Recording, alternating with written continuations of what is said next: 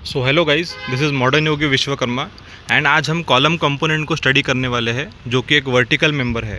सबसे पहली बात, कॉलम जो है वो एक कॉम्प्रेशन मेंबर है। मीन्स वो वर्टिकली पूरे लोड, हमारे बिल्डिंग के लोड को ट्रांसफ़र करता है फुटिंग्स में।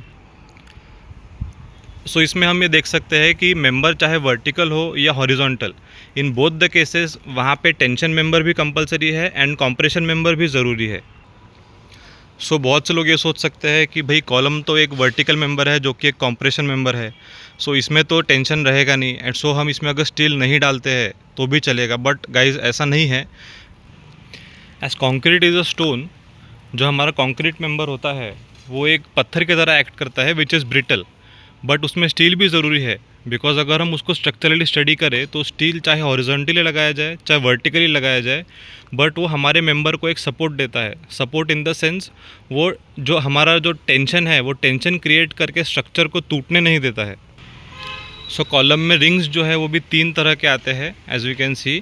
एक जो होता है वो सादा रिंग रहता है जिसको हम 4 साइड्स से फोल्ड करके उसको बीच में हम 135 डिग्री का जो है हम हुक्स देते हैं। एंड एक रिंग जो है वो सीधा लिंक रहता है। जब हमारे कॉलम के बार्स अगर ज़्यादा है and we don't have more space in that column, तो हम उस केस में जो हमें लूप्स प्रोवाइड करते हैं जो कि एक स्ट्रेट बार है एंड उसको हम 2 साइड से हुक देते हैं जो कि 2 बार्स को होल्ड करके रखते हैं। एंड वन मोर टाइप है रिंग का, उसको हम यू रिंग बोलते हैं। यू रिंग जनरली उसको हम 180 डिग्री रिंग भी बोलते हैं जो कि सिर्फ 3 साइड से कवर रहती है। हम वो भी यूज़ कर सकते हैं अगर हमको कॉलम में अगर स्पेस अवेलेबल नहीं है या तो हमको कॉस्ट इफ़ेक्टिव तरीके से स्टील को यूज़ करना है, तो तब हम उस केस में जो 2 रिंग्स मैंने बोले हैं, या तो लिंक या तो यू रिंग, इन 2 तरीके के रिंग्स को यूज़ कर सकते हैं। कॉलम में स्पेसिफिकली जो कंपोनेंट्स होते हैं वो होते हैं रिंग्स एंड उसके जो वर्टिकल बार्स है वो। अभी आपका क्वेश्चन ये भी रहेगा कि ये कॉलम जो हम देख सकते हैं ये रेक्टेंगुलर क्यों है।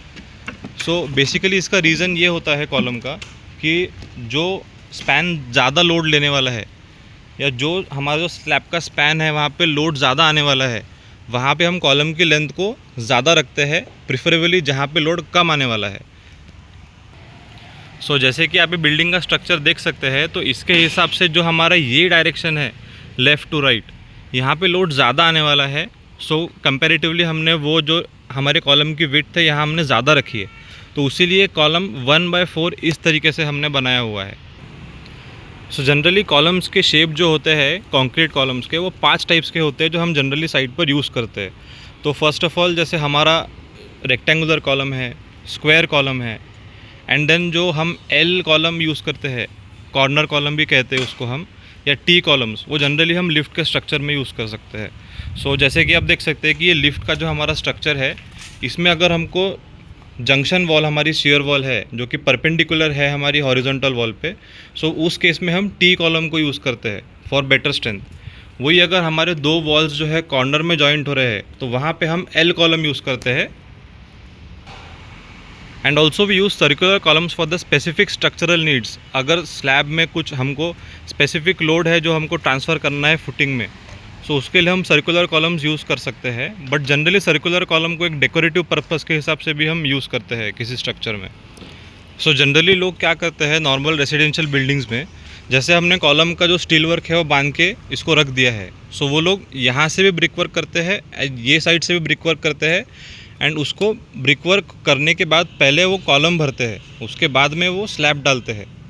अगर हम इस तरीके की प्रैक्टिस करते हैं वो हमारा आरसीसी स्ट्रक्चर नहीं रह जाता, वो हमारा लोड बियरिंग स्ट्रक्चर रह जाता है। बिकॉज उस केस में ऐसा होता है कि जो भी लोड हमारा जो कॉलम पे आना चाहिए था स्लैब का, वो आता है ब्रिक वॉल पे। उस वजह से कॉलम और ब्रिक वर्क के बीच का जो जॉइंट है वहाँ पे क्रैक आ सकता है, एंड ब्रिक वॉल में भी हमारा मिडल में भी क्रैक आ सकता है। बिकॉज ब्रिक जो है स्लैब लोड को कंट्रोल करने के लिए नहीं रहती है। Bricks are a load bearing member. अगर हम किसी स्ट्रक्चर में देखते हैं, column, beam, slab, footing, these all are the RCC structures. ये हमारे कंक्रीट स्ट्रक्चर है जो हमारे बिल्डिंग का पूरा लोड बेयर करते हैं। एंड जो ब्रिक वॉल होती है या जो हम ब्लॉक्स यूज़ करते हैं, एएसी ब्लॉक्स यूज़ करते हैं, ब्लॉक वर्क इसीलिए किया जाता है ताकि हम उस फ्रेम स्ट्रक्चर को पैक कर सके। उसका हमारे बिल्डिंग के लोड से कोई लेना देना नहीं रहता है। सो अभी कॉलम का स्टील वर्क किस तरीके से किया जाता है हम इसके ऊपर बात करने वाले हैं। सो सबसे पहले जो कॉलम के रॉड्स है हम उसको प्लेस करते हैं जो हमारी मार्किंग्स होती है उसके ऊपर, एंड उसके पहले हम उस पे ऊपर एक मास्टर रिंग डालते हैं। जो हमारे टीएस के पॉइंट्स है उनको हम स्टेबलाइज करके एंड उनको पहले फिर हम एस्टैब्लिश करके उसके ऊपर एक मास्टर रिंग बांधते हैं, एंड वो मास्टर रिंग के ऊपर हम मार्किंग्स करके अकॉर्डिंगली जो हमारे स्टील रॉड्स है वो खड़े करते हैं। जैसे कि अगर यहाँ आप देख सकते हैं ये कॉलम में 7 रॉड्स है, तो एक पर्टिकुलर लेंथ पे हर रॉड को रखा गया है। उनका जो बीच का सेंटर टू सेंटर का डिस्टेंस है वो हमने इक्वल रखा हुआ है।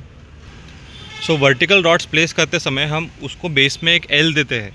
सो L is nothing but a development length. जैसे कि आप देख सकते हैं कि ये जो कॉलम है ये जो फुटिंग के अंदर जा रहा है तो ये एक दूसरे मेंबर के अंदर फिक्स हो रहा है। So when ever both 2 RCC members जो बीच में फिक्स होते हैं या बीच में वो जॉइन होते हैं तो वहाँ पे हमको स्टील का एक डेवलपमेंट लेंथ देना पड़ता है।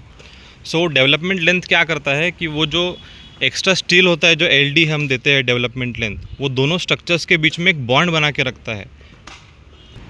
सो जैसे कि आप देख सकते हैं कि ये जो फुटिंग की हाइट है हमारी ये 1.35 मीटर है फ्रॉम द फाउंडेशन बेस। सो हमारा कॉलम जो है 1.350 अंदर जाके हमने उसको 500 एल दिया है। सो इस केस में जो एल डी रहेगा इस कॉलम का वो 1350 प्लस 500 जो है मतलब 1850 mm 1.85 मीटर का एल डी है।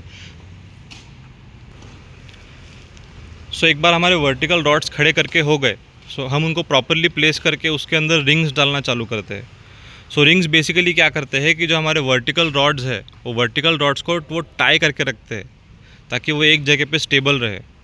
सो रिंग्स भी हम कई तरीके के यूज़ कर सकते हैं। सो जैसे आप देख सकते हैं ये 1/4 का कॉलम है तो हमने इसमें 32 mm के रॉड यूज़ किए हैं।